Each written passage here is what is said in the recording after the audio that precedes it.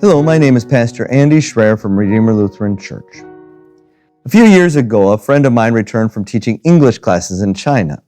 And trying to impress him with one of the few Chinese phrases I knew, I greeted him with the words, "Ni hao," which basically means, "How are you?" in Mandarin. Where he lived in China, however, that wasn't the way most people greeted each other. The most common greeting where he lived was, "Ni xin fan li ma," which literally means, "Have you eaten?"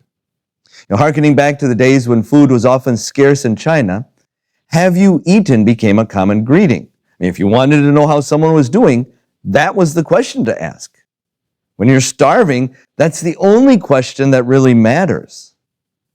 This week, we as Americans celebrate Thanksgiving. As Thanksgiving, someone actually may ask you, "Have you eaten?" But that person probably isn't wondering whether you've eaten in the last couple of days. He or she is simply wondering if you've eaten in the last couple of hours. As Americans, few of us have ever experienced true hunger. Few of us know the desperation hunger causes. Few of us have felt the fear of not knowing whether you will eat tomorrow or the next day.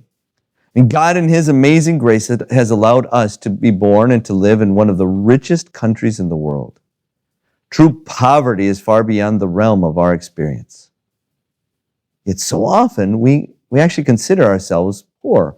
Or maybe we don't call ourselves poor, but we don't think we're rich. When we see our neighbors' big homes and fancy phones, their new trucks and fishing boats, and then we look at our small apartments or double wide, our old iPhones, and we have to get the cord just right so that it'll even charge. And we feel like we're barely surviving. We feel sorry for ourselves. We feel poor. The question you need to ask yourself is, have you eaten? If you look at our daily needs, food, clothing, and shelter, few of us have ever gone even one day without any of them. In fact, we have so much food, we regularly have to clean out our refrigerators to throw food away. We have closets full of clothes, beds and couches, TVs and tablets, air conditioners and heaters, fast food and flaming Cheetos. The secret to happiness isn't getting what you want. It's appreciating all that you've got. The wealth with which God has blessed our country is a test we often fail.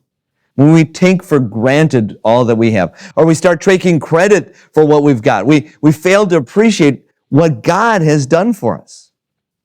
If you have a chance this week, read Deuteronomy chapter 8 in your Bible. There God warned the children of Israel of the danger of prosperity, the danger of forgetting what He had done for them. As you celebrate Thanksgiving this year, open your eyes. See how God has provided your daily needs, food, clothing, and shelter. But then see how He gives you so much more. Remember His great love and forgiveness, which you don't deserve, and the heaven which is waiting for you because of Jesus. Recognize how rich you really are. Or simply appreciate the fact that no one ever has to ask you, "Have you eaten?"